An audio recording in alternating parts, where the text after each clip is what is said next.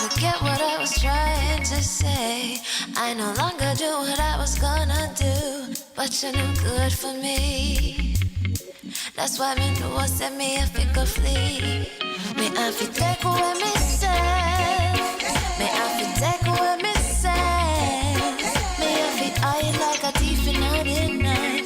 Me have to get out of sight.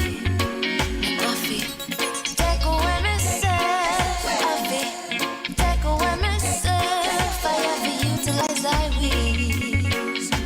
Surely I clean where I ease. I said, yeah, I find you very hard to resist. But this relationship I'm gonna desist. But how can I face you when all I wanna do is just taste you? I know you think I play me, I play, but soon you're gonna see the light of day. Just relax, don't move an inch.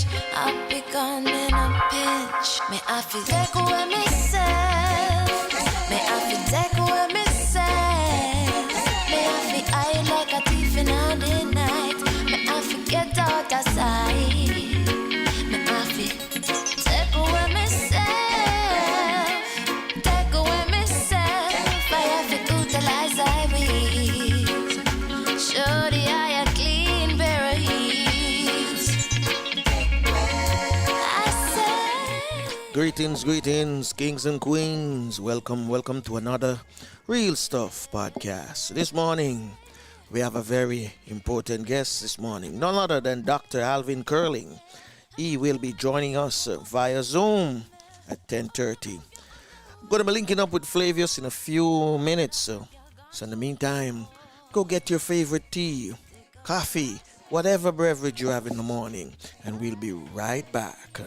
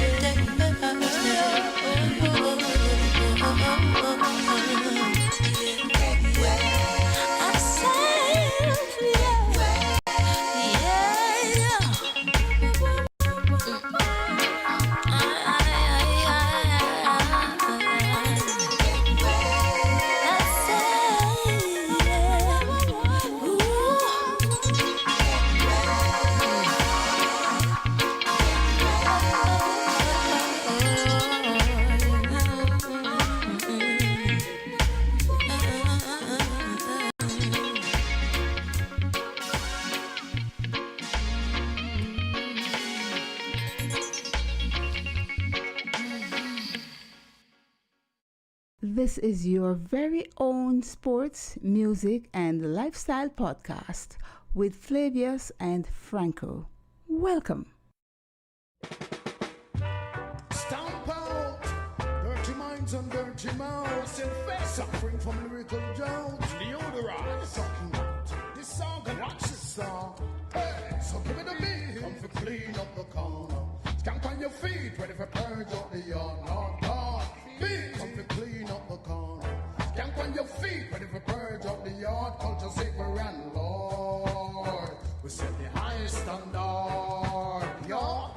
You're getting a treat and it's a sweet, you know, a fiance and who want it. Different crew are good to a go meet. Specializing wise up, rise up. Open all your eyes, nuts gon' kill them booger yanker in the street. Some mother, father, daughter, son, no better pack up and come. Play culture lyrics we are fling down. Like your foot them on the floor, we won't refuse to give you more. Long time we don't hear this, I'm sure. Comfy and chain, no mind with double form kind. Culture I want gruesome fine. This time, so give it a beat. Come you clean up the corner. Stamp on your feet, ready for purge of the yard. Lord, God of the God, beat. Come you clean up the corner. Stamp on your feet, ready for purge of the yard. Culture savior and Lord, we set the highest standard. You know, hear them sit down, no solo business. They take out to the dogs. Cats and rats and hogs. Mickey Mouse with dirty stuff come out them a chat no. What seriously those who empire must fall. This rock on which a DJ sing and rap. was not attained by sniffing coke and smoking crack. If your brain a lapse, try go dig up some facts. How the veteran and for fun, I put this music on the map. So give it a beat, come and clean up the town. Stamp on your feet, but if a bird of the yard, Lord God, beat, come and clean up the town. Stamp on your feet, but if a bird of the yard, come to say we're on Lord. We set the highest standard, yeah. We're ready to take it on, ready to take it high. And no matter how them try, this music not gonna die. Steady we rock the world, the beat we have a pearl. Inspiration, give inspiration with no date for exploration. This music and vibration got the healing of the nation. They got the stepping wheel of the spear, they all laid the foundation. So now they might keep crying out expansion for the program. Give it a beat, if we clean up the town. Stamp on your feet, and if we purge up the yard, Lord, how did he God be? Yes. The man himself, Tsunami MIC, all the way up there in Boston. Give me the beat. Still linking up with Flavius in a few minutes.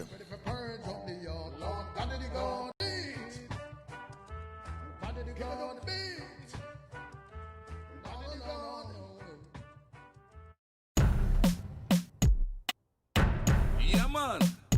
I'm just saying, I need a meeting. Some people might need some beating. Rhythm. Yo, me want a meeting with Andrew and Peter. Have some question, me need them for answer. Me want the two of them on me veranda. Since it's no more Bruce. Bishop with the meeting, Flavius. He want a meeting with... Peter now, with Andrew now. Yes. Unless we go get a quick meeting before Peter leave. So what's up, man? What's in your cup this morning? Oh, we're back to Blue Mountain. Blue Mountain, the good old Blue Mountain, huh? Famous Blue Mountain coffee, man. Yeah.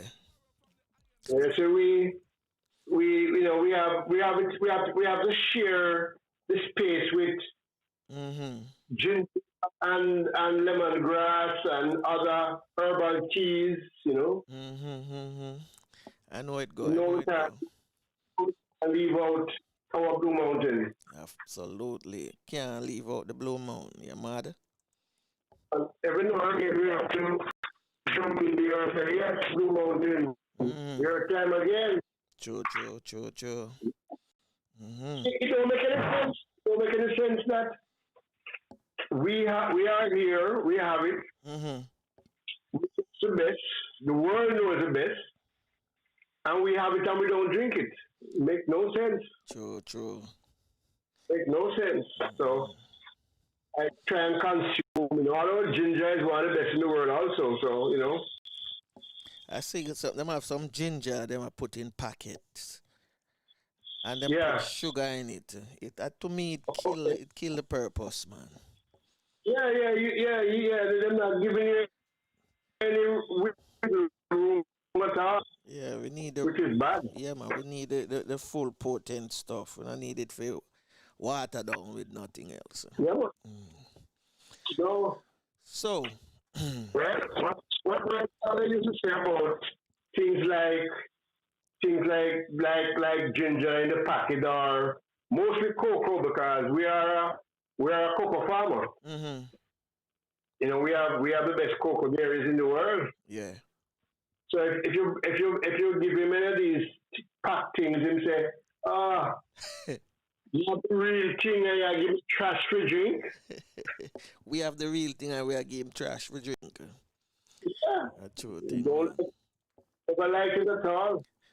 True thing. They was very serious about that. Yep. Those were the days, man. Yeah, great days. I remember the days when we used to go by the restaurant down by, was it Harbour Street? Oh yeah, the Moby Dick. When I used to work over by UDC. Yeah. Those were the days, man. Yeah. We have our own table and thing like that. Yeah, man. My father's table. When you go there, it's always empty, empty, chairs turned down. Mm-hmm. Nobody uses it unless he comes with his friends. Yeah. So that place And when gonna they come, they close spend a by. half day. That place they gonna close by now, right? That is still going. I'm not sure for the Mm-hmm. past few years what's happened. I've been down there, but Yeah. it was opened up recently. I'm not sure if it's the same owners or anything like that, but Mm-hmm. it was there for a while. Okay. It was there for a while. Mm-hmm. So what you have for us this morning? Did you know? Okay, did you know?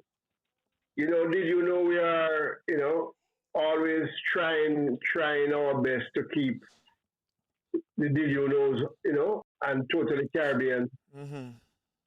And this morning we have a very powerful did you know All right, take it away. on the 7th of September 1919, a great lady was born. That is September 7th, 1919. That was yesterday. Yesterday would have been her birthday. Yeah, so we are honoring her today. Powerful, powerful. And today she would have been 101, I think. Woo. We can do the math. Mm-hmm. Do the math. 1919. So a long time. She left us in 2006. Mm-hmm. So she had a very, very long life. And she's a powerful Jamaican woman and a powerful Caribbean woman. One of the leaders in the field of culture. And she, gave no apology for what she did. Because what she did was to bring the Jamaica patois or Creole front and center without apology. And she did all her stuff. Louise Simone Bennett Coverley, or affectionately called Miss Lou, OM, OJ, MBE. The people recognize her, the world recognize her. Was a Jamaican poet, folklorist, writer, and educator, writing and performing her poems in Jamaica patois or Creole. Miss Lou worked to preserve the practice of presenting poetry, folk songs, and stories in patois. That's what we call our language in Jamaica, patois. Patois. Come on.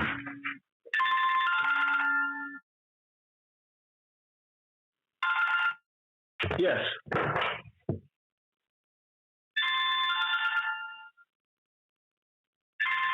Establishing the validity of local languages for literary expression. Miss Lou was born on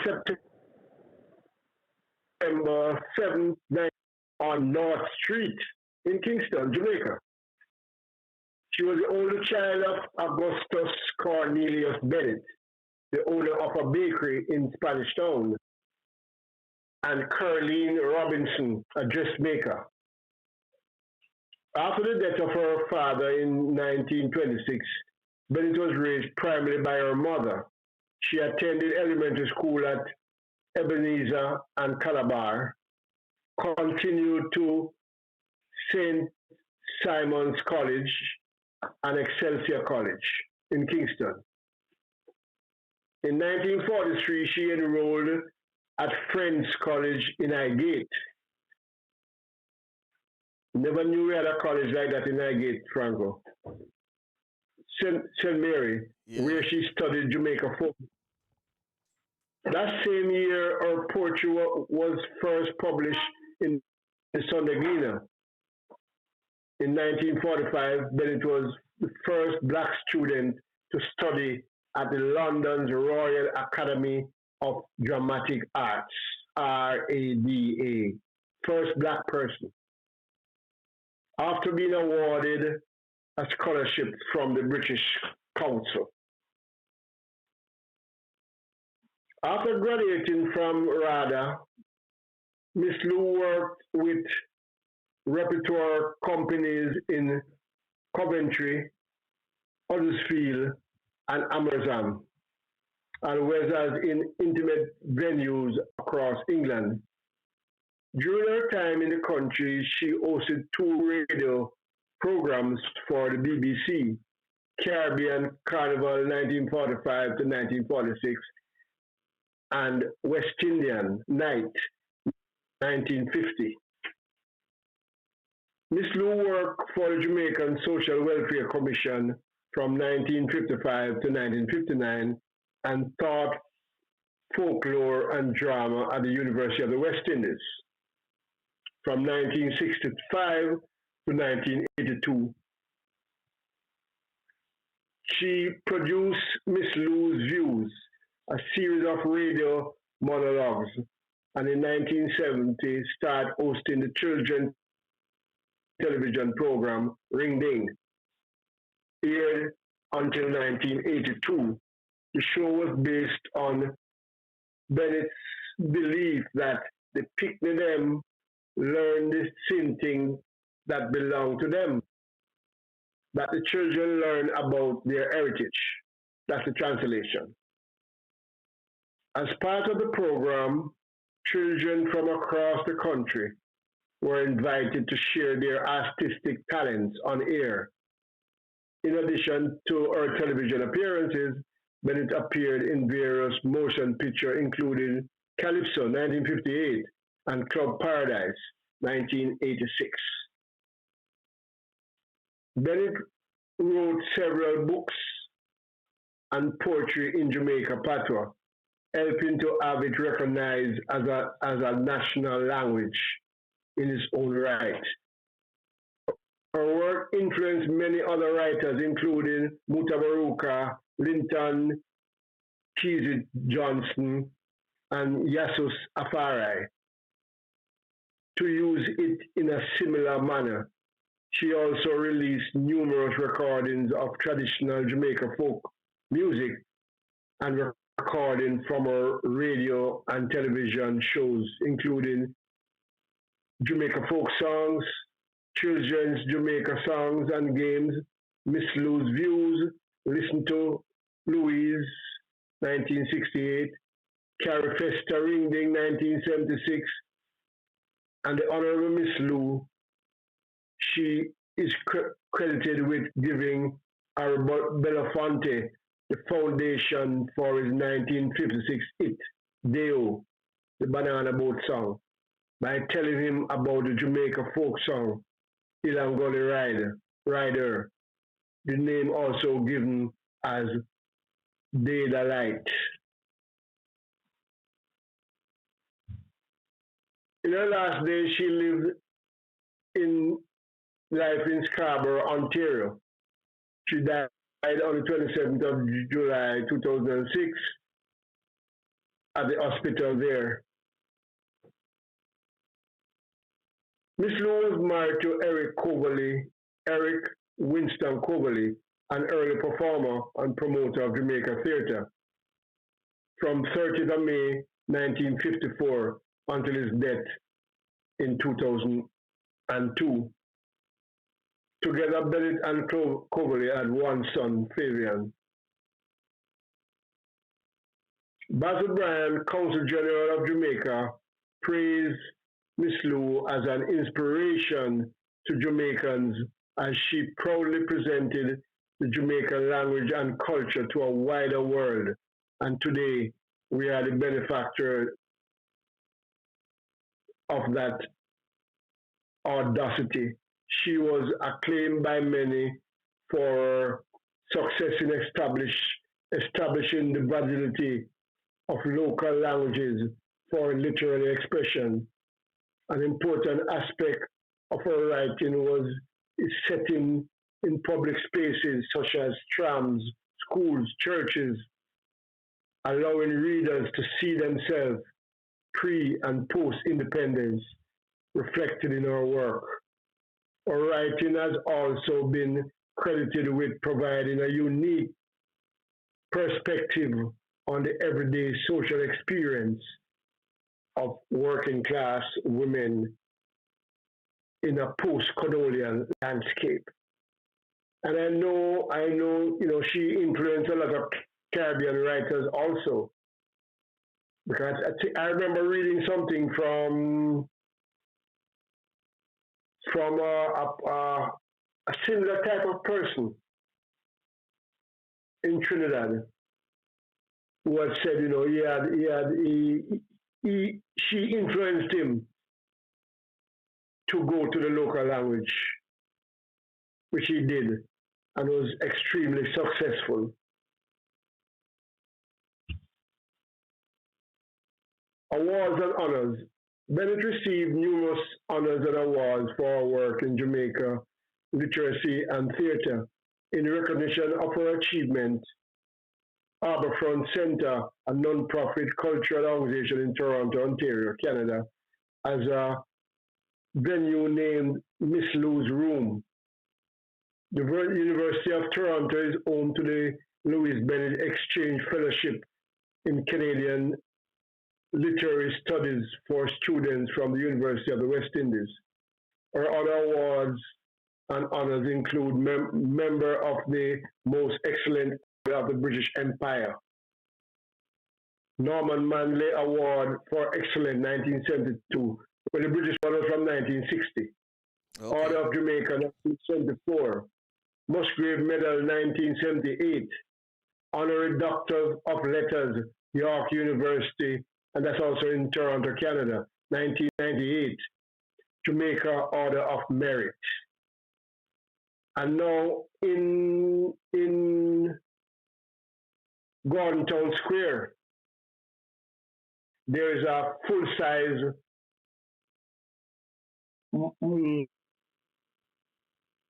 monument of her. And just yesterday, I'm here, the mayor of Kingston is planning to celebrate her life when the Ward Theatre is completely refurbished. And I think they are very close to that now, because she did a lot of work at the Ward.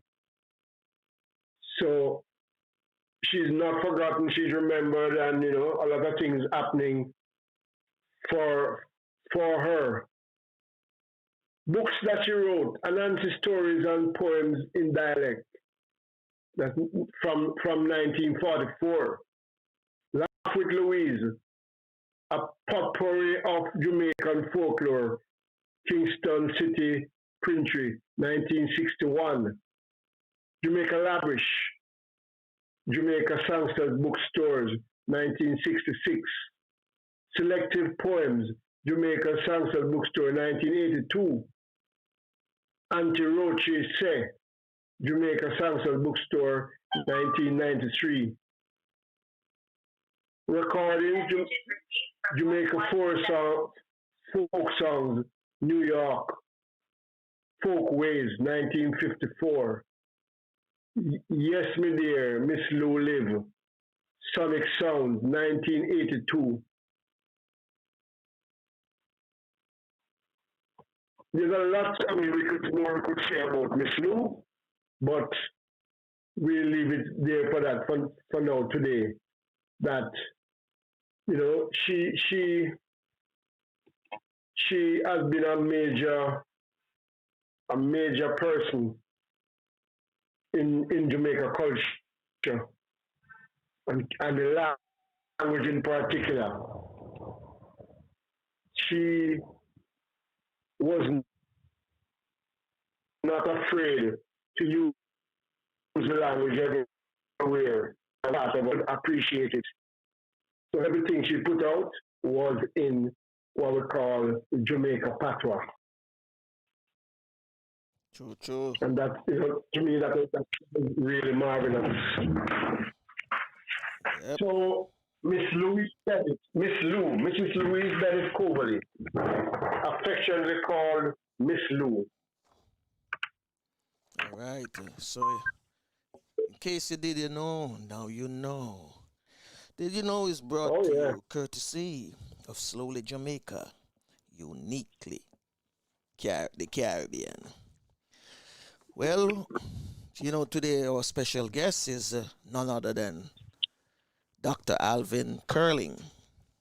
And Dr. Curling is in the waiting room, so we're getting ready to Okay. zoom him up. All right, Flavius, so let's play some music and then zoom in Dr. Curling. Okay.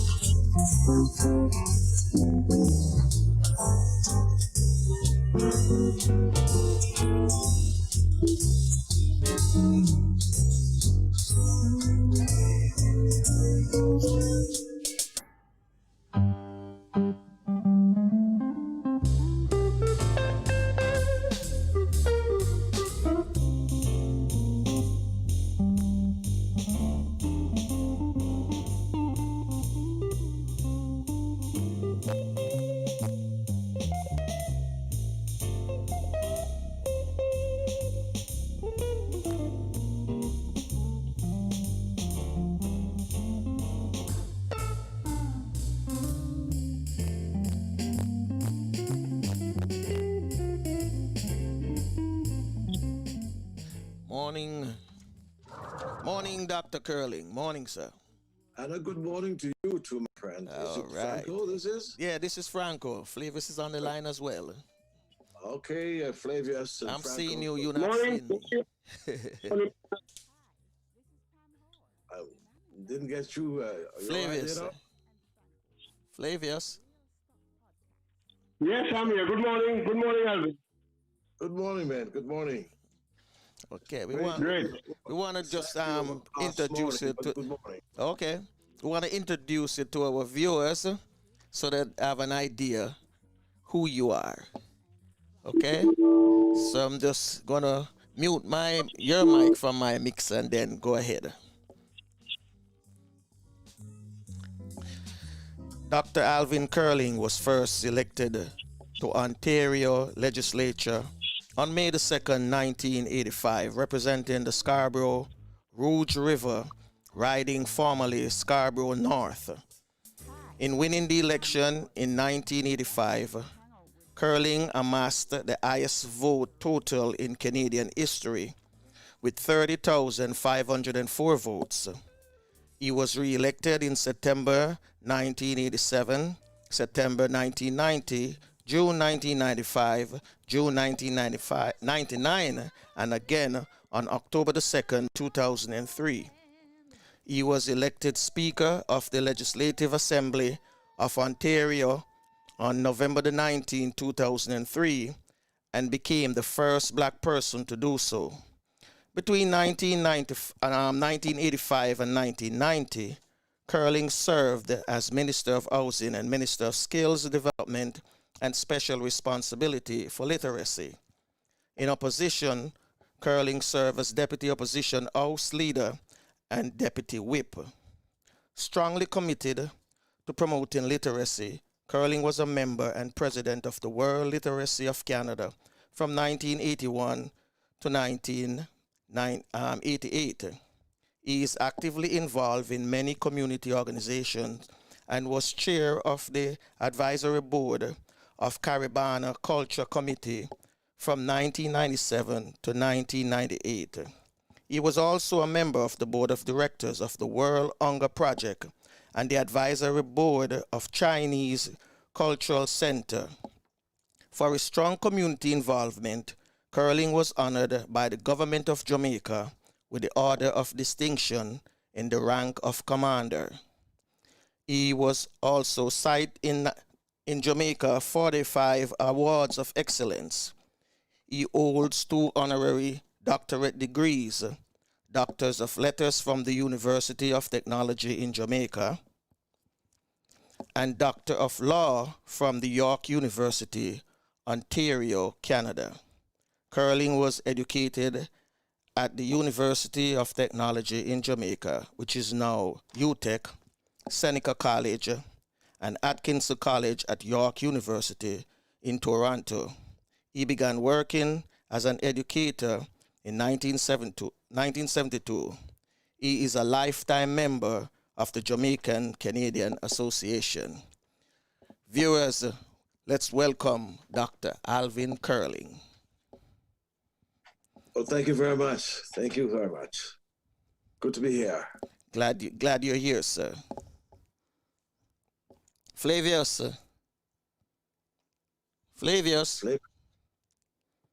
He's gone. He'll be back. I think his phone is acting up, so giving him some time. Okay, Dr. Curling. Where shall we start now? Because I heard that today you're going to talk about the Canadian diaspora as well as other things as well. Well, what about the current election we saw in Jamaica? Oh, everything is on the board. Everything is on the table today. Because I will speak about the diaspora, but I want to thank you very much for having me, and I understand that your program is doing pretty well across, and bringing some good information, and I hope I can do justice to all of that anyhow. It's very important that we get the correct information across as we communicate with our diasporans or other people across the world or across North America, wherever. But, it was rather interesting why I said, why don't we touch on something very current like the election that just passed. And I won't be partisan in all of this because election has become such a force or a dying process of democracy these days. Because when I say a dying process, when we look at Jamaica today, at the last election, we only had, I think, 37% of the people turnout. Yeah. Turnout. That is terrible. And within all that, the percentage won by the Jamaica Labour Party, I think roughly at about 51% of that 31%. So you can imagine, so it's about 18%, just about 18% of the people of Jamaica voted for the Labour Party. And so therefore 18% who formed the government, which they run a very good election at a bad time. But here we are now, 18% is going to manage the affairs or their philosophy or their ideology on the rest of people. They have a very, very onerous responsibility to do because you have to make sure when you do get elected, you're no longer a party, but you are a government, a bureaucracy, an administration to govern all people of all stripes, whether whatever party they belong to, or whether religion, or whether class or ethnic groups they have. So the responsibility is very heavy. And as we look, as I said, as we look at democracy around the world today, who has any election process, the idea is to reduce the amount of people who participate. And therefore, Go ahead. we should really have a process where about 50% of the people, if we don't have 50% of the people participating, we should actually recall an election or make it compulsory that everyone must vote by law. Because we cannot govern unless we know that people participate. Democracy is a participatory process. We must participate. If people lack of participation, therefore we cannot be effective. So it's unfortunate that this election was called in such a time when people are making, I would say, well, they had their doubts about going out when they call about safety, both in their life in ways of maybe crime or diseases that may confront them. And that's unfortunate. I just wanted to make that comment itself because it is so unfortunate that that is the case. And we have so many challenges in Jamaica, around the Caribbean itself, in actually governing. And I say challenges is because we still have a challenge of poverty and a challenge of people getting proper jobs and utilizing the opportunities, and so few people owning so much of the wealth, and so many people have to be scurrying around trying to exist. So that's my quick comment on the election. And I don't know how you feel about that, Franco. About the election itself, but that's how I felt about it. And I think that we got to wake up. As a matter of fact, I think Holness is a very good man. He has, I think he had run the country exceedingly well in the last 4 years and addressing many of the issues. And I think he has taken out many of the partisan bickering and the tribalism out of politics a bit. And that's good. But while doing that itself, we have lost more people to participate in the process. We need them to participate more. True. My opinion on it was when I heard that 63% didn't turn out, only 37%. A friend of mine who's in Jamaica now, we were talking about it, and he said over the years, the rich never usually come out and vote. They usually align to any party that govern. And one of the things that, for me, I was looking at, I was saying, well, since 37% of the people turned out, and the pandemic prevent the massive from turning out, because normally we usually see a massive election campaign and things like that. This year, nothing like that because of the pandemic. The thing that I am saying, if the election had postponed or say called in February, which February should have been the 5 years for the actual election to be called, then it would be a different kettle of fish. You understand me? Maybe the JLP wouldn't win by that massive amount of seats. Maybe it would have been tight enough.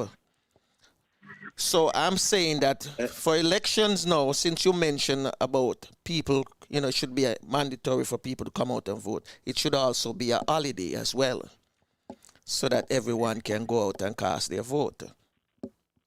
I fully agree with that. I think there should be an holiday that people are able to vote. But the people vote at different times and all that make it rather difficult.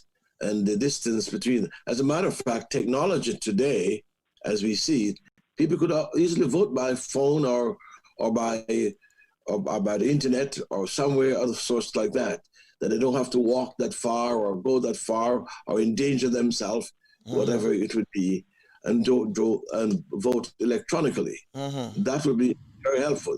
But as I said, it's not a Jamaica problem. It's also a United States problem that we suppress the votes. We suppress the participation in order to govern. And that is so wrong. It is shown in Jamaica. It is shown in the United States. Not so much in Canada. People get out and vote itself. People maybe not vote because But I think that more strategy must be done in order so we can get out and vote, and make it almost as you said, you hinted on if we have a good opposition in any government, because it makes the accountability be more objective than anything else. I remember when Michael Manley did not participate in the election, it was rather difficult. Almost it's shown that it was impossible for Siaga to conduct a very objective governance. Yeah. That we should actually be more able to get. I'm sort of disappointed or that we did not get enough opposition in order to make this even minimum government here be more objective or accountable. True. Too much of this unaccountability has been a part of the Jamaica and many of the Caribbean, especially the Caribbean governments, that need more accountability for their actions and their spending and etc. Should be. Yeah, that's true. But I think if it wasn't for the pandemic, the turnout would have been much better, way better. But a lot of people have underlying conditions, so they weren't going out to vote because the tribalism is no longer in the politics. But the fear of the people, no one want to get sick. A lot of people were, had fear about dipping their finger in the ink.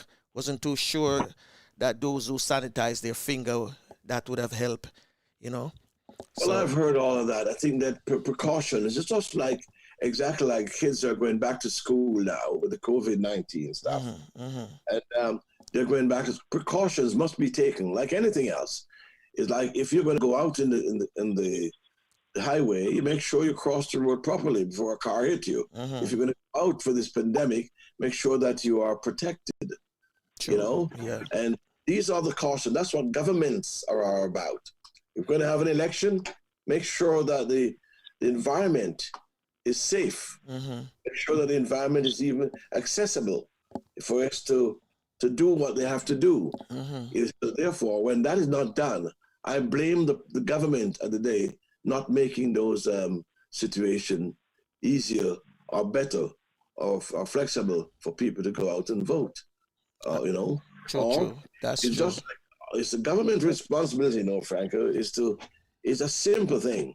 All the people want is that they can go to work, they can go to church, they can go to whatever recreation or pleasure, and that it must be able to be free and easy to do that. Government must make that environment safe for those people. I don't think the government in this last election made it available, convenient for those to go out in that regard. That was rather sad, and that it deprives us of good, effective government in the long run.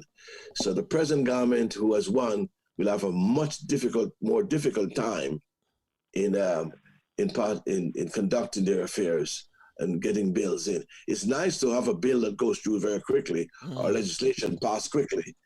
Legislation are just one process of it all.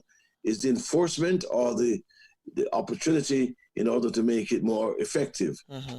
That's important. It's like making a law, a speeding law, Franco. Yeah. You're on the street and the speed limit is 60. It doesn't matter if it's 90 or 100. If you don't have the enforcement and the police regulations on it, it's not effective. People will violate it and people will not conform to it. You can remember when they brought in a seat belt, remember? Yeah. Nobody wanted to wear it. They always have objections about it stroking them. They're too fat to put it on. It's not comfortable. It's all this kind of stuff going on. And then today, as you walk in there, you don't even think about it. You put your seat belt on. Yeah. Those are the things. So we need government, in other words, to sort of guide people along and to make the environment conducive for them to do that. It is really, I'm concerned about what I see now. What are your thoughts on fixed election dates? Fixed election dates are good too, Matthew. As we have, I don't want to compare it too much, but Canada is going to a fixed election dates. Fixed election date. How the government play games. They should call it when it's good for them, or it's bad, and not to call it when it's bad for them. So fixed election dates are there. You got 4 years or 5 years or whatever you decide to do to conduct your business. That's it. And then at that time, you're accountable. Flavors, I always say that one of the toughest job I've ever had, or one of the best jobs too, to keep me accountable, was when I was a member of parliament. Because the fact is, I know that every 4 years, I have to go back to the people to ask them, did I do a good job, or did I conduct myself properly? And then I have to be interviewed again, and those people will vote me back in.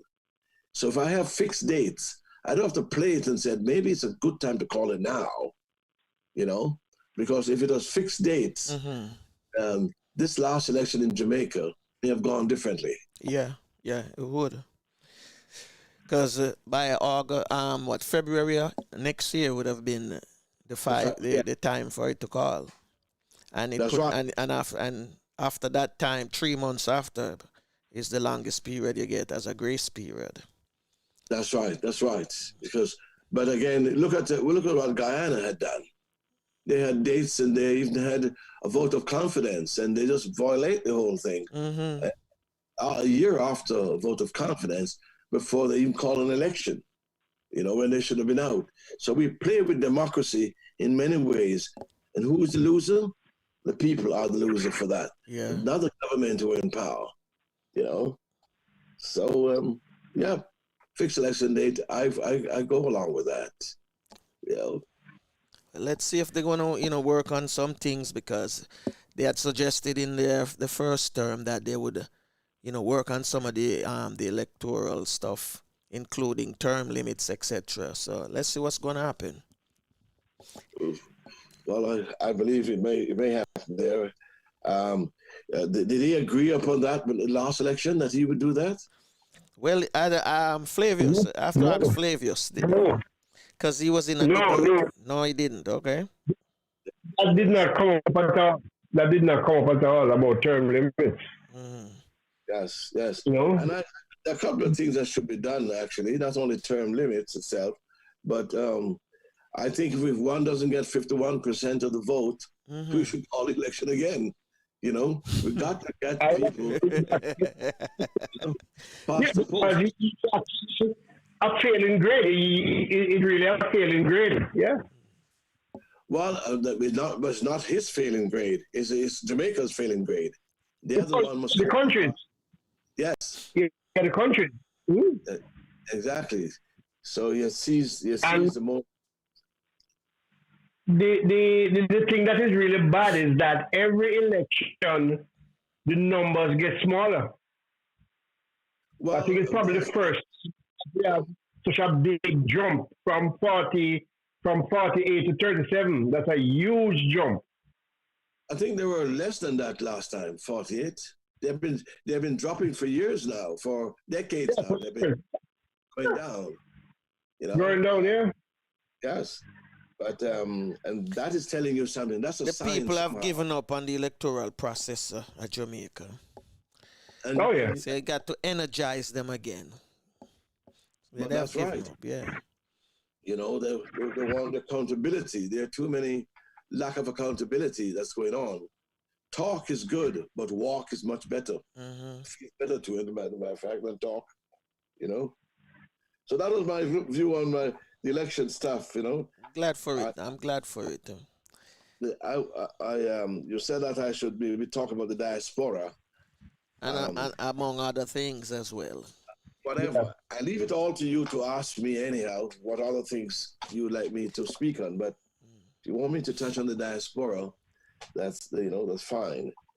Because I've always been a strong supporter that the diaspora may be one of the key answer to some of our development. in our country. Well, let me just say this before you start. Yeah.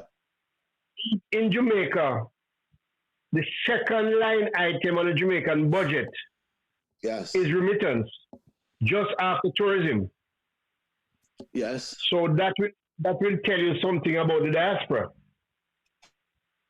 Because without people sending money home, the country is almost broke. And you can't Yes. depend. You can't But you depend don't on need that remittances. alone. Yeah, exactly. But remittance is important. I agree with Flavius that remittance is important. I spoke to Holness and I spoke to Trudeau in Canada about some of the challenges that countries like Jamaica face because with sending back their remittances, even America was challenging it at one stage to say that maybe we should not give so many grants and opportunities, loans to Jamaica at a lower cost because maybe we should subtract what the remittances were about and give the need accordingly. And I think that didn't sell very well afterward because they back out on that. But that's not the problem with the remittances. It's the banks too, how it handles the money. And it's not the bank itself of Jamaica or so. It's how the financial arrangement between those countries of how money flows. If one has to take a day off to go to the bank, that's a lot just to get your own money, you know, and that is really retarded in a way. But it's not Jamaica's fault in all of this. It's the relationship that we have with those countries. And I spoke to Justin Trudeau about that we should be doing something about how we have this money flow. We know that people are laundering money, but you know, Franco, Flavis, it is not. It's not the little man who's getting his $50, $100, or $200 a month that is laundering money. For God's sake, you know, we should worry about those guys. It's like the marijuana stuff. We worry about the guy who has his little spliff. For God's sake, he's not the drug pusher, you know. And that we prison most of those people, those little guys with the marijuana stuff, and we stop the remittance guy who's getting his money. He has to join a line, and then he or she has to maybe wait so long just to get some little money to carry things on. And but that's not the guy who's laundering the money. You know, that's not and that's not the guy who's pushing the drugs. You know, so if you look in the jails, for instance, most of those people are in jails. You think, oh God, they caught them now. Yeah, these are little guys who, my God, that's the little penny, 2 pence heap in the buyers. The penny farthing guys, that's exactly. Yeah, 2 pence heap in the buyers. So where is our focus on our leaders to say, let's cut this out, man? I mean, get these guys. I know people don't like to hear that. They like to talk about when you lock up and drape up this guy and throw him into jail. The poor fellow when they do that, they deprive sometimes a wife, a sweetheart, a child of support within the house. You know, it doesn't work that way. So we have to look very seriously of most of these things in how we govern our country. And this is not a Jamaica fault only. It's all in the States. We look in Canada, most of the people are in jail, shouldn't even be there. You know? So that's a big problem. That's another thing, you know. Prison reform, all of that need to come in as well too. And you look, can you imagine still yet we have people in jail that were there 30 years and 25 years, forgotten? Yeah. Forgot he was bailed and he's sitting there waiting for them to come and pick him up. I heard about that one. They should sue the government so much. They forgot him for like 40 years. That's right. And not only sue him for himself. Yeah. And then they never went to court. Well, get lost. Yeah. A guy may be picked up for maybe stealing 2 mangoes, for God's sake, and went to jail waiting for the court. And there for 20 years and all that, and then become mentally sick. Yeah, I'm wondering how him never, you know, find an attorney to help him. Attorney? Oh. You will wonder why. He has no access to that. Where's the government who will immediately appoint an attorney from the country to give him to find out his rights? But again, somebody has to pay the attorney. That's the government should be. So the system, I know, we those people who fall between the crack, and we wonder why mental problems, do the thing that drives people. We got to look after each other. We tried to do that when we said, let us collect a little money, which they call taxes, and let's turn it back into the people and help them. Doesn't reach them that way. People are walking in the street with mental problems still, no help. Some of these things has to be addressed. Yeah. It's nice to talk about fancy and drive around, but we have a long way to go. It's a whole heap of thing that is, 2020, you can touch upon anything and you're going to be talking about it for the next 10 years because every issue that you can think of comes up in 2020. That's right. Mental health, prison reform, Black Lives Matter, poverty. Everything is on the table now. Well, it was always on the table, but they would not address it. Now they're forced to address it because once you threaten a guy economic worth, you can see how Americans react when a shop is being lit or broken down and all that. They say, oh my God, he just crashed my shop. He wrecked my furniture. He stole my fridge and stove. You said, yeah, but you stole his life. Yeah. Not doing that. What about the other guy out there? His life has been stolen. He has been deprived of work. He has been deprived of education. He's been deprived of health. And then you were deprived. I'm not saying that people must loot. I think it's wrong to loot like that. But you can see the reaction from the two aspects of things. When the human being is being attacked, it's okay. But when a material thing is being attacked, oh my golly. It's a different thing. It's violence. Yeah. My 50-inch TV, look at him running down the road with my 50-inch TV. I said, look at him on the ground, he's a shot. I think that one of the most important thing in the Caribbean, and one of the things that in the Caribbean that is really carrying us way left field is poverty. Is what? Poverty. Yeah, poverty. How do you see us getting rid of that, alleviating, or minimizing it? Yeah, minimizing it, getting the people to a good standard of living. The bottom line persons that they can live comfortably. But right now, it's so high. Well, the fact is that, Flavius, when you're off a little bit, Frank and I went into all that about some of the poverty. Not quite, but the poverty itself. What is it people want? How can they, as you said, rise themselves up? Provide the environment in which they can get the opportunity to, as they would say, learn to fish. They don't want you to give them the fish, but tell me how to fish. In other words, the environment must be safe to begin with, so I can send my kids to school. The environment must be safe, so I can walk and do my recreation or my leisure. All that has a fundamental pay about poverty, because of fear. People don't want to work, so they don't have enough education, or they're not trained enough. And why are they not trained enough? I think I told you once, Flavors, that there's a report that we had written, the Attorney General, the Chief Justice, and myself, written a report of the roots of youth violence. It took us 2 years to write the report, and it is well researched and looked at these days, and people who go in Ontario and Canada. And the whole point about it all, when we look at it, why is it we have so much crime for our young people? When we look at the root cause of it all, we have poverty. Poverty don't really cause crime, but it contributes to crime. You have the police harassment, you have mental health, you have housing, and all of these underlying factors that are the things that pull people down. A place to live. I remember back a wall, for God's sake. The place was like that.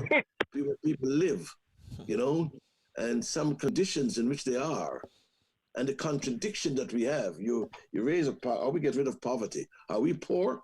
We are not poor. You talk about poverty. We have enough food to feed everybody in Jamaica. I remember Michael Manley said, "Let us eat what we grow." People push that back. No, I'd rather import some of the garbage. That's true. Sometimes, but we wouldn't. And then in the meantime, Flavors may remember, and you may, Franco, where you are too, when I came to Canada years ago, and we go to the meat shop to buy our little meat there. Yeah. We were wanted our type of meat, a tripe, or a cow foot, a cow's tail. The butcher was telling us, "Yeah, I'm sorry, we don't sell those things. We throw it in the garbage." And we used to go around the back. He said, "What do we throw in the garbage?" He said, "Yeah." I said, "Well, then give it to me." And he said to us, No, we can't give it to you. It'd be against the health law to do that. I will throw it. If you want to go and pick it up, it's fine. So we go pick it up. Yeah. And then they were wondering, what are you people doing with all of this? Now today, if you go to some of the stores, you can't buy pig foot and pig's tail. It's so expensive. Now it's in there. We have the food, I was even taken aback when I saw Kentucky Fried Chicken established in Jamaica. I said, "No, it can't operate there. No. We are the one who understand about chicken, man. We know about chicken." And what happened? They love it, People line up. Yeah, they love it down there, I was in Falmouth to Dickens, and there was the city almost was shut down when they opened that the Kentucky Fried place. I said, my golly. So poverty, if you talk about food, we got the food. We have the land too. We have the land space as well. We have the land. We have more sugar that these, as you know, they call it is gold. Yeah. We have look at the bauxite that we had. Look, we are wealthy. We're a wealthy country. Yeah. And so are we poor? If we are that wealthy, how come? But the other world understand what we can do is pull those resources out and send it somewhere and store it for the United States or England or anywhere else. So we are poor. So poverty is a gut thing that robs us of all. And education. How many high schools do we have in Jamaica? I don't know. We have a lot now. But some of them are not functioning as well because it's secondary schools turn into high schools. Yes. So equipment. Yeah, not to mention equipment. Lack of equipment. And we have the equipment. We have so we don't have it there, but it is so abundant where you can. That brings me to the diaspora then. It's a segue to what I want to talk about with the diaspora. We have, can you imagine, 4% actually of United States population are from the Caribbean. Can you imagine the population all over the Caribbean I'm talking about? Yeah. And the diaspora, they can be more objective than even the opposition parties. I can speak objectively about Holness and about any other one, Phillips or anyone, without feeling that I'm going to be chastised by any individual. If I'm not a labor writer, I'm not a comrade or so. I can say objectively, you're doing the wrong thing, and don't feel I'll be renegade that because I'm in Canada. And I can also, you in the United States can do that. The diasporans can have the objective view about that. The diaspora can actually assist. Right now, we are, take for instance, Jamaica must be the 4th largest English-speaking country, in this part of the world.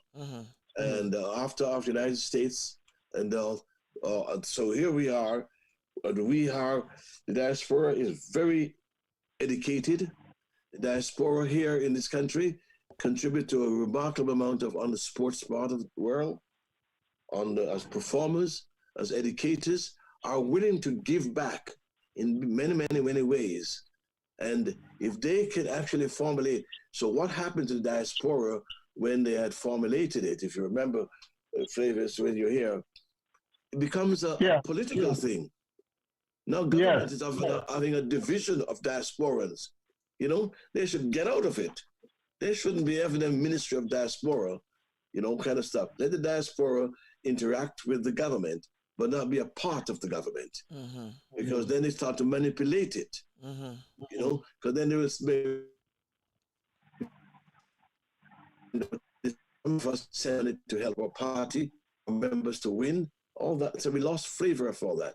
The diasporans, if you look at Israel, for instance, people go back to teach, people go back, they take the 6 months and a year to go back and teach and to work in the hospitals and to give many, many things there. We're at the core of it.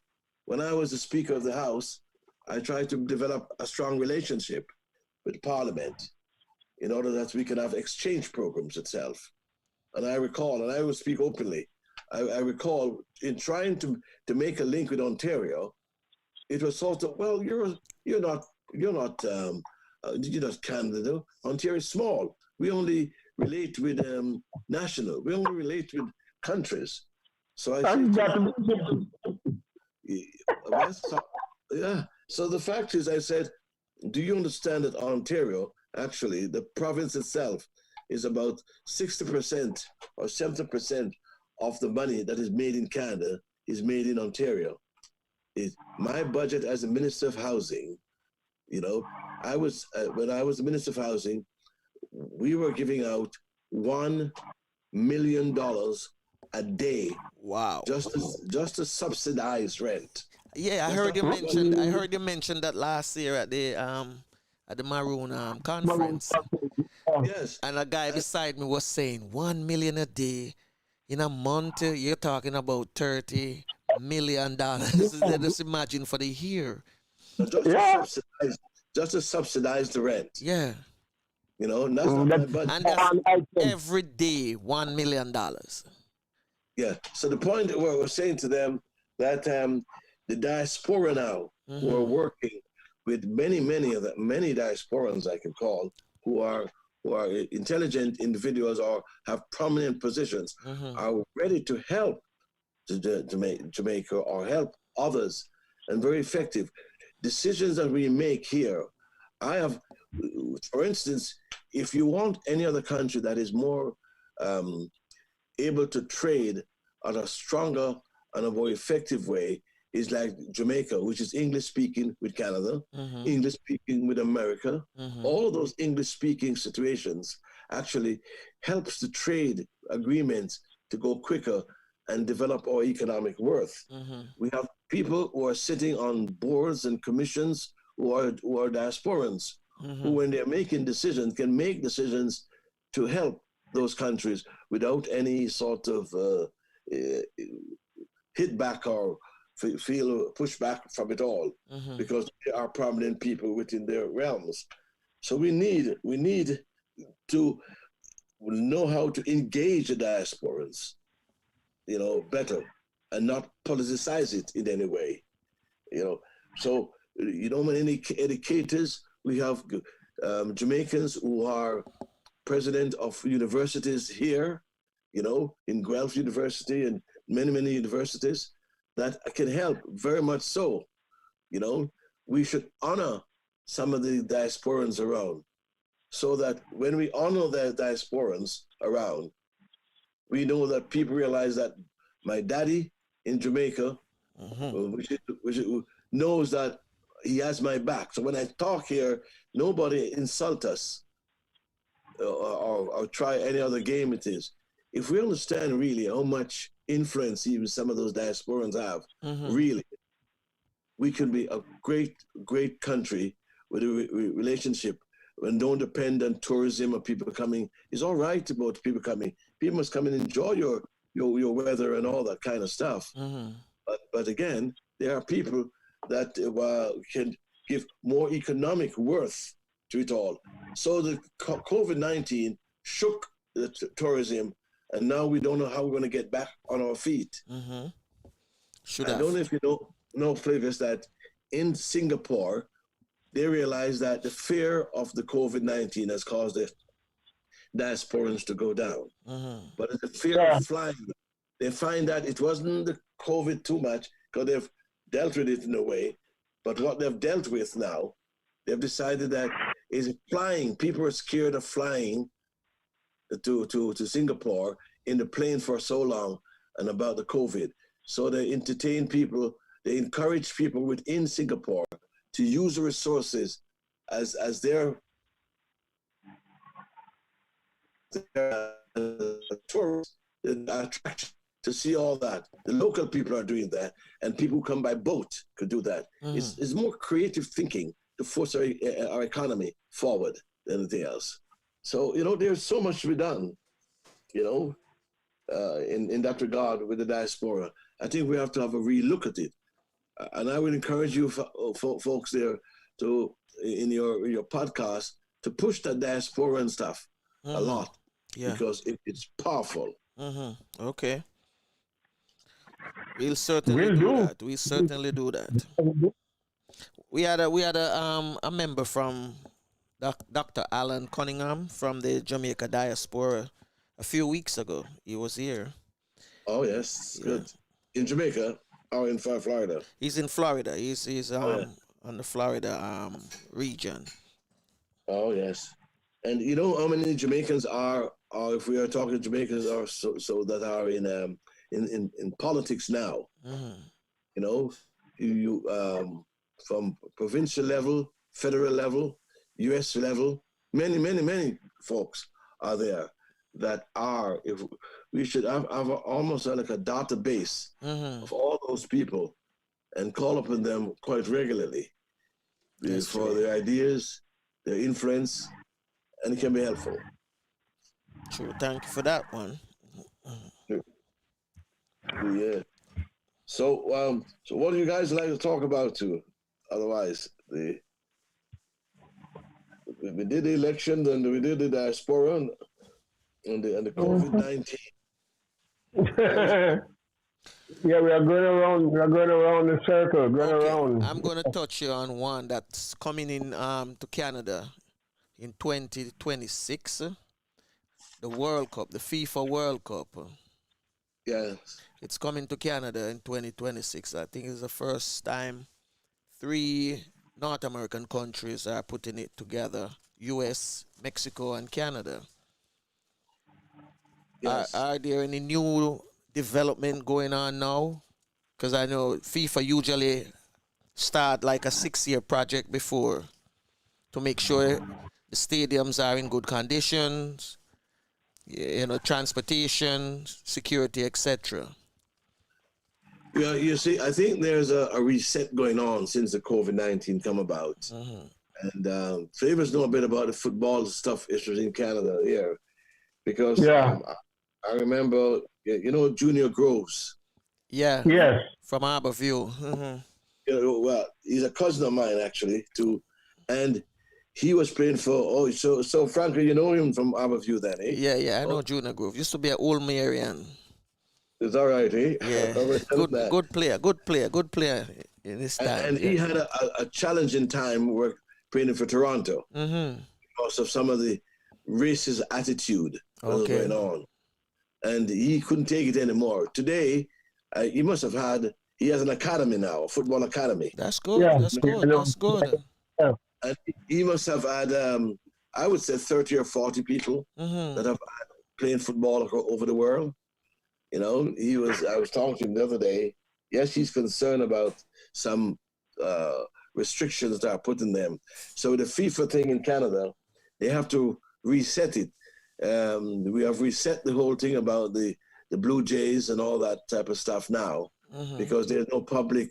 And all of these sports, as you know, were all based on most of the participation was basically the people, the spectators, because it drives the adrenaline for you to do more. Yeah. So the FIFA stuff will be quite popular still. I think that they're not going back on this because a lot of individuals who are footballers, soccer players here have developed extremely well. When we were at Seneca Vegas, we it was even difficult to get football going, soccer going, because you shouldn't call it football, even cricket. So when I was pushing it there at that time, until it developed now to a very competitive way. But just because COVID is a 1-year cycle now, we don't know how the reset will be. So I think FIFA will not lose the energy itself of having it, but in that going to be another. I think you're going to be a no audience stuff, but people will be watching it on the internet or so. I don't know. I don't want to second guess them if so, but that would be basically how the approach would be. And it's sort of one of the things about sports, and especially Black people.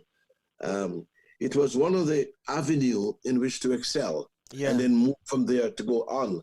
So I'm quite concerned now that most of the sports that are low key down now going to have a hard time for some them to find their expression, even in how they express themselves to go beyond that itself. I'm talking about if you're a soccer player and you want to have another profession, for education, sometimes those were the avenues in which you could get education itself. Yeah, it was like a jump from one to the other for you. From one, of course, from one to the other. So, that's how it is. And I even seen another sport is politics, of course, that many people have jumped into it now. And I'm finding there's a different behavior. I don't want to be, maybe I'm getting old, that's why. But a different behavior of the politicians that are in, we interact with the people. Now it's sort of distance so much now that I even tell most people that I have been out of elected politics so long that I'm not a member. So I have to be referring their concerns to those individuals because they lack that participation, the participatory part of it all. To do the groundwork, like to walk door to door and things like that. Yes, we should do all that, door to door knock, and do our stuff. So it's interacting with people, and I'm sure that you had Wes Hall down there. Wes Hall. Wes Hall. No, I don't. No. Wes Hall is a Jamaican who have made exceedingly well in the last couple of years. He was a mail boy to he's on Bay Street now he's a billionaire now. Come from St. Thomas, good guy. He's getting all of the CEOs. This is what we're talking about. When we said that we're jumping to diaspora to all of these things now too. And here is a guy who is encouraging all the CEOs on all the big shots, millionaires along Bay Street to participate in Black Lives Matter situation. He called it Black North. One of these days, you can Google Black North. Black North. So you could always see. You remember his name to Wes Hall because I remember Wes Hall was a cricketer. You have a cricketer named Wes Hall before. That's right. Barbados. So, and Wes came from Wes is from Scarborough. I noticed earlier on in your show, you were talking about Louise Bennett. Louise Bennett actually lived in my constituency. Scarborough, for some time in Scarborough. So Wes Hall is Wes Hall, a young fellow who came up. His father brought him up when I was about running in 1985 or somewhere around there to live in Scarborough, and really did very well, exceedingly well, And he's a kind of grassroots individual that he should actually get him on a podcast for half an hour or something like that. Yeah, I'm looking at him here now, executive chairman and founder of Kingsdale Advisor. That's right. Yeah. He's made it big. He's made it big, So connect with him. So we can talk here that he's a part of the diaspora. Okay. But he comes back to St. Thomas now and again. One of the days you can look at one of his he had some podcasts too. I think his podcasts are one of the YouTube stuff he had when he visited Jamaica. Okay. Yeah. I'm gonna check him out some more. That's right. You know, can I allow me to talk about the Maroons and the Yeah, that was good. That's what started this podcast, is that right? Yeah, the speech you made last year at the Maroon Festival and Conference. So And the subject matter was so interesting because at the same time they were also having problem with the cockpit mountain. And you were Yes. talking about the backside, and for every truck that all backside from that land, if they were giving $1 back to the Maroons or to the Yes. indigenous people, they would be a rich set of people today.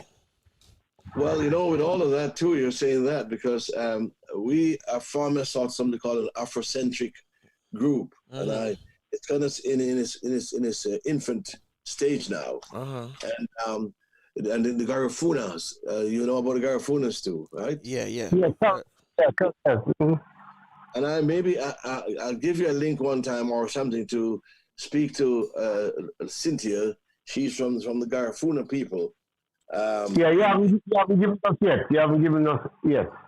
In Belize, no, I haven't given you yet. And she we talk about the Garifunas and the Maroons, and the idea what we want to do is to have a sort of a center to identify all of these areas in itself, all of these historic areas, and to motivate them through that process. There's a lot of fundings and interaction and interchanging about spiritualities and all that, the things that you do, but they can talk a bit better. I think I spoke to Flavius about it before. Yes. And they are having a tough time in Belize and some of the places, I think is in Suriname too, that they are raping the girls and all that kind of stuff that's going on. But I would, maybe the podcast here would be, I think it would expand, but I don't think you need any more expansion, but that she herself could give a good insight of what's going on now, the Garifunas, and how it interact with the Maroons and all the other groups of people. So I will follow up on that one and let you know more about her. I'll send that to Flavia Caesar or to the podcast group. Okay. Yeah, definitely. Yes, that would be great. That's fine. But we, so are we good? Yes, we're good. We started out, as I said, we started the podcast mainly because of the speech you made last year. And we were saying speeches like these can't go to waste. And Flavius and I decided, all right, we're going to do a podcast. So having you in person again is truly wonderful. Well, thank you. Thank you for even thinking about me like that, because I thought, you would come down. I told Flavius when I was coming, I'd come down for Flavius. So Portland to me is like it's pretty far when I come to Jamaica. Really, it's the other end of the world. But it's beautiful. Pretty soon it's going to be much easier for you when the road the road up from the junction heading into St. Mary's finish. It's going to be easier after a while. But it should be, because Flavius, I told him already that my family, my father is from, is it Long Road, Flavius? I think it's Long Road. Long Road. Yes. Yeah. I heard that some curlings are up there. Okay, we don't have much curlings. Yeah. So Flavius have made me an interest, and the McDonald's up in Buff Bay with my aunt who went to the States years ago. So so there I am attached to that because of Flavius. And I don't even remember one day, actually, I don't know if it's the right place to tell you, but my brother-in-law told me I must go and look for this guy, find him, and talk to this guy. He wants to talk to you. I went down to some place in Beaumont. There's Siganis here, there. Remember Flavius? Yeah. I think I was going to see a Greek goddess or something like that, with a name like that, And then here is he, sweat like a pig out there, a pig sweat, playing his soccer. That's the time I met Flavius, and he has always been. 1973. Yeah. That is a long time ago, Flavius. A long time. Yeah, 1973. Okay. So therefore, with all of those things, you never know where it goes and what you do and what impact you do make, Favors, as you go along. But I'm glad to know that Yeah. here you are now, journeying on this road, you and Franco. And It's I've wonderful. Yeah. and I've been hearing about you from 1982 My golly. Yeah. until I finally met you last year. So Oh, yeah, yeah, I was trying to put a picture. because surprisingly, we had a club back then in the 80s, in the early 80s, and we were contemplating on giving it a name, and the name that came up was Seneca. The Senecans, yeah. Is that right? Yes, Seneca, because Flavius went to Seneca College, and I was telling him. Actually, it just came out because I kind of like the name too, and Flavius said, I went to Seneca College. I said, and we never even know. And that's how we started, to know more about Seneca College and and things like that. So it was But, really wonderful. Sometimes we Jamaicans, and we walk a walk, I tell you, it goes, here he goes to Seneca, and all the journey right back. One thing leads to the other. Mm-hmm. Because when I sit down sometime to be all feeling sort of small, which if I become election, the first time I went to the House of Parliament is when I got elected. I didn't even know where the place was. I know it was there, but I don't know how to find it. And then when I was there, I was wow. And then I couldn't believe. I looked back afterward. I said, not only when I became a minister, I was still in awe. I didn't come down off my high yet. And by the time I was in that, I became the speaker. And I was living, as you know, the speaker lives at the parliament, eh? We have a parliament. You ever been there, Flavius? So Yeah, I've been to Parliament. Yes, I've been to the Parliament. Yes. yeah. So therefore, the fact, Franco, that after that now, I'm saying, wow, maybe it's time. I'm getting tired now. Not even quiet, but I think I've done my stuff. Mm-hmm. Then I went off to Dominican Republic, and I'm saying I'm Canada, and all the time I'm saying to myself, I'm just the Jamaican boy from Franklin down here now, and all this kind of journey. It's like Flavius down at Bournemouth playing soccer all the way through all that, winding and circling all through that. Many Jamaicans are doing that, winding through the world, and touching each base. That's good, man. So Yeah. So but thank you for having me on podcast. I know you said it was a half an hour. I don't know why you have me for an hour. That's what Flavius told you, half an hour. Yes. No, 1 hour. 1 hour. You see, Flavius give me a story about some of his friends, Yes. including yourself. They said that they're good talkers. Him say, you don't meet Patrick. You want to meet Patrick, man, and Alvin, and him call a lot of you. Say, it was Skedron, eh? Skedron, yeah. So I met Skedron because it was like five people in Favours, like 5 gentlemen. So it's only one I haven't met yet. That's right. So I've met Patrick. I met Patrick. Yes. I met Bishop. I met Totes. You. And the last one is the Kaiser, Franz Beckenbauer. Okay. But Bishop, the domino, the domino player. There's a bishop I know, but he passed away. Not that one, eh? No, this is different. This is the domino player. The top domino player. Yeah. He taught me to play. Oh my God! I see. But I want to wish you all the best, my friends. Yes. And glad that But how are you on dominoes these days? Are you still playing? Well, no, I have Owen, my brother, who plays a lot. We were the greatest, as you know, the world's greatest, immortals. My brother and I, Owen, we call ourselves the mortals. Many have come and many have gone, but we have the biggest name. We're just brilliant. But I haven't. I came down to Jamaica. I was playing with Ed Bart. Some say Ed was going to come in to see me. We were at a club, so he arrived. So poor Ed Barton sat down there and wanted to play some dominoes. And actually, I was about to give him a 6 love, but we spared him a little bit, you know. We spared him. And so whenever you see Ed Bartlett say that Alvin Curling spared your 6 love, you remember that one? I think I did give him.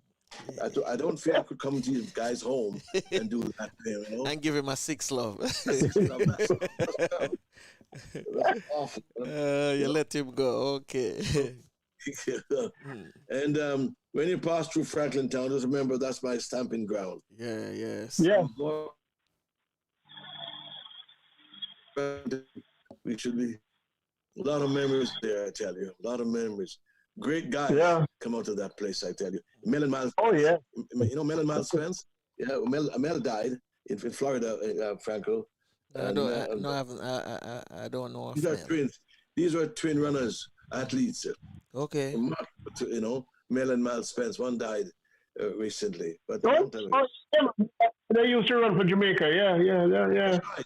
Yeah, these are runners, big runners, you know. So my friend, yeah, these are Olympians. And as Miss Lou would say, walk good. Yes, walk good. Thank you very much, sir. Thank you very much. Take care, my friend. All right, Doc. You too. Have a good day. Yeah. Bye.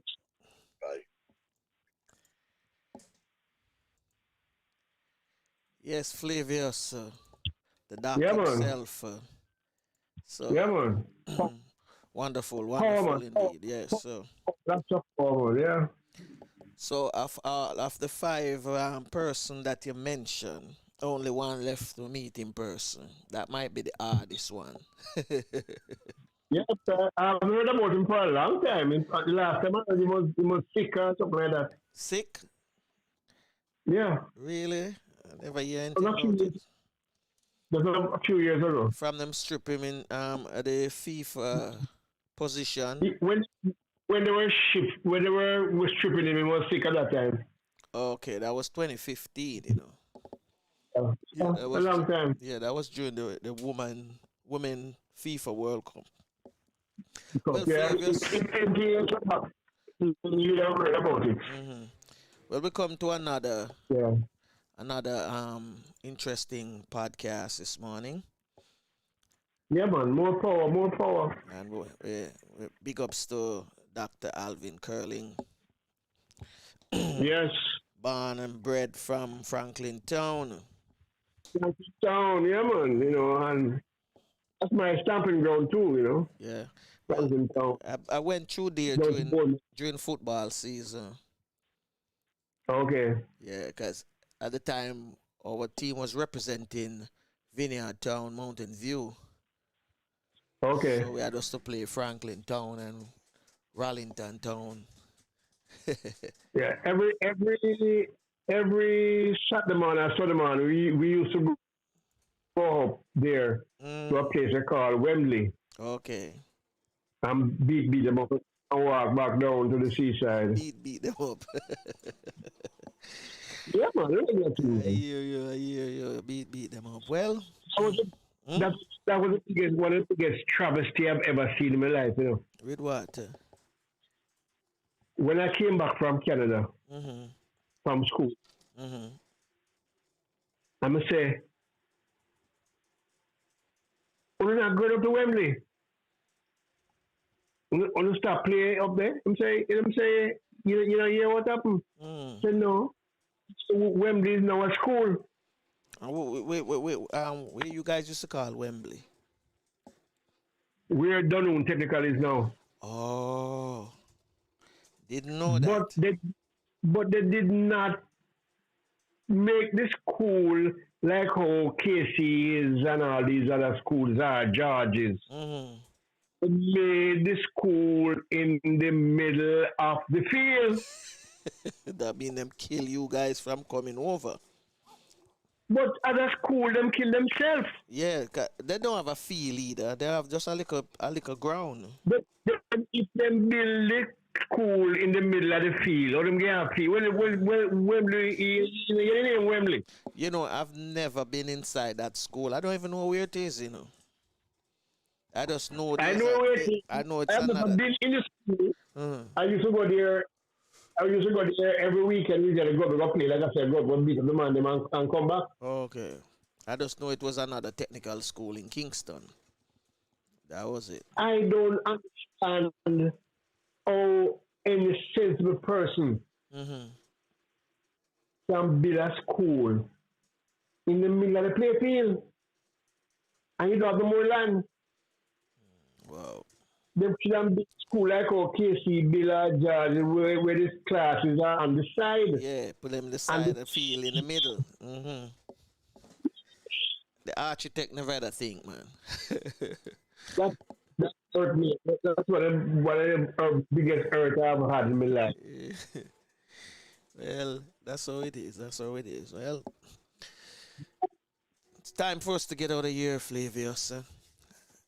Yeah, man. So we want to thank all our viewers who are in the chat room participating today and looking forward for another Real Stuff podcast tomorrow.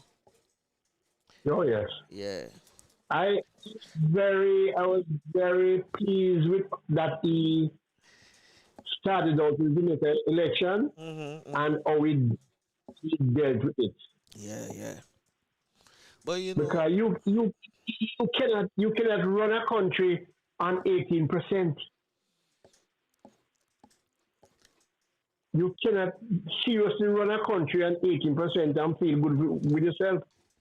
well, them going to do it, you know. Them are going to do what them have to do, because if them not sure good, they will do what they have to do. But the thing I'm making is that, so, like Alvin is saying, over the years, now, democracy is being... Yeah, but look at it, Flavius.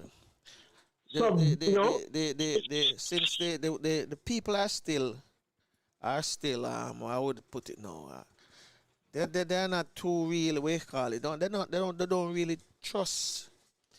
They not engaged. They don't really trust the electoral system, because they don't. Yeah, they don't trust it, you know. They don't. And it somebody have to really come and serious. You have to get some serious, when I say serious, I mean serious mind politicians who definitely going to come out and say, now it's time to build Jamaica. You understand me? It doesn't matter what party they belong to. I need to find out the last two elections, like in Barbados and in Grenada. So Barbados and Grenada, what was the turnout? What was the turnout in those places? Because in Barbados and Grenada is all seats. I will do the person who won all seats. Mm-hmm. I will do some we need to see. Yeah, we need to see. Even the last Trinidad election, I don't think the turnout was. Oh no, was, them was have great a poor either. turnout too. Them have a poor turnout too as well. Yeah. Yeah, we see. But like Barbados. Yeah. And even here too, even the US going to have a poor turnout, going to be a low turnout too, because same thing, a lot of people don't want to go out and vote. That's why they're requesting their mail-in ballots, and one party or not even, I wouldn't say one party, the president right now, he's backing it down. He's against it. But him can't stop it because it's been around before even him going to office. So I just want I run up him mouth. When we not lose, they're going to flood the post office. The post office is going to be flooded. Anyway, Flavius, let's get out of here. Yes, time to go. So well, as we move on, and the new Jamaica Prime Minister, what he's saying is that it doesn't seem like he's entertaining any lockdown. What he's trying to put across is that we have to do the right thing to make everybody safe, because the show must go on. The show must go on. and that is what we have to deal with. And to my mind, it's as simple as it gets. Respect and discipline. That have to be our mark or our mark. We have to just know that no space, no room to be careless. I mean, you don't want to keep yourself too tight and burden yourself, but you have to have respect for your neighbors and your friends and whatever, and of course your family. Then you just be disciplined. Be disciplined, you know. And what the Prime Minister is saying now is that basically what he must say without saying it, you must walk with your sanitizer. And before you go into the taxi, you sanitize. And when you come out of the taxi, before you do anything else, you sanitize yourself. And you can move on. Because the reality is we have to continue living. And nobody knows who has COVID or don't have whatever. And nobody knows when it's going to go away, being eradicated or what.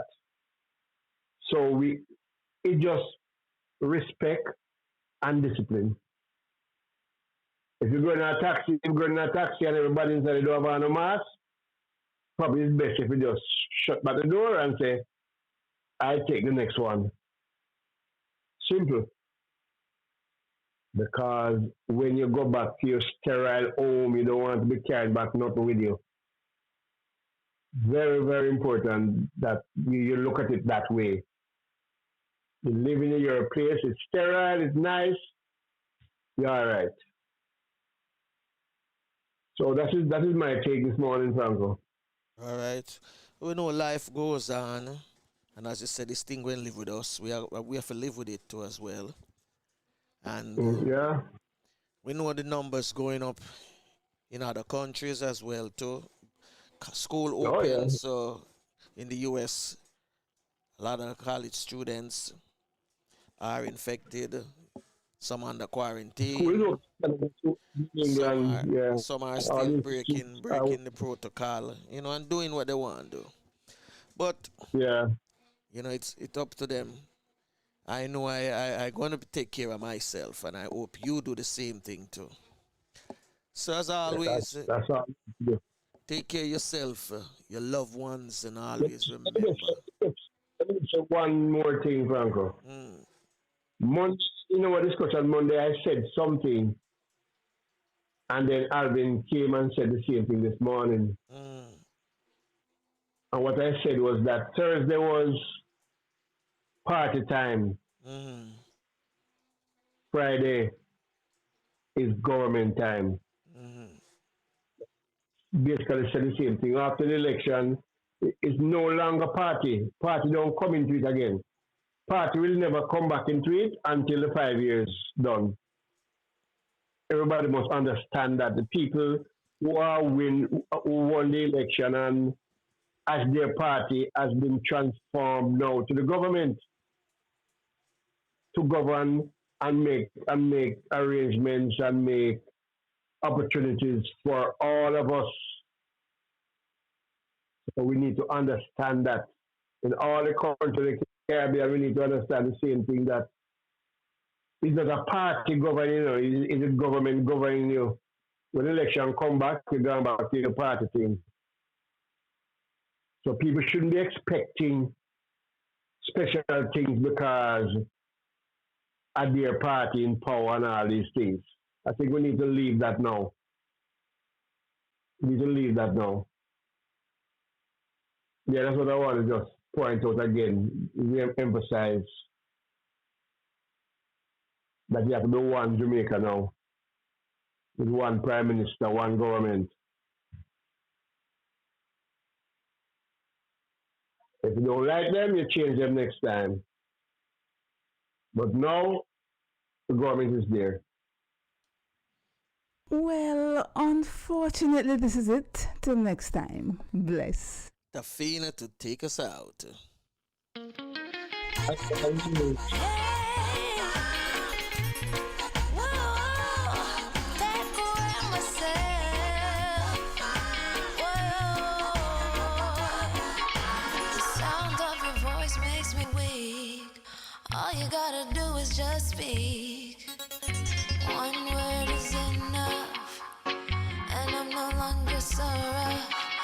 forget what I was trying to say. I no longer do what I was gonna do, but you're no good for me. That's why me know I send me a figure flee. Me have to take away myself. Me have to take away myself. Me have to hide like a thief in the night. Me have to get out of sight. Me have to take away myself. I have to take away myself. I have to utilize I wings. Show the eye clean where I is. I said, yeah, I find you very hard to resist. But this relationship I'm gonna desist. But how can I face you when all I wanna do is just taste you? I know you think I play me, I play you, but soon you're gonna see the light of day. Just relax, don't move an inch. I'll be gone in a pinch. May I feel take away myself. May I feel take away myself. May I feel hide like a thief in the night. May I forget out of sight. May I feel take away myself. Take away myself. I have to utilize I will. Show the eye a clean pair of heels. I said,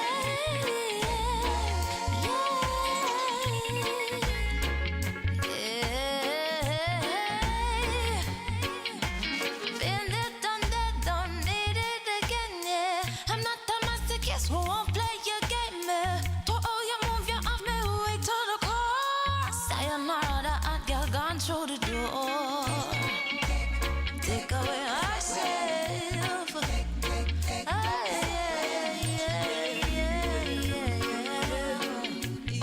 Well, unfortunately, this is it. Till next time. Bless.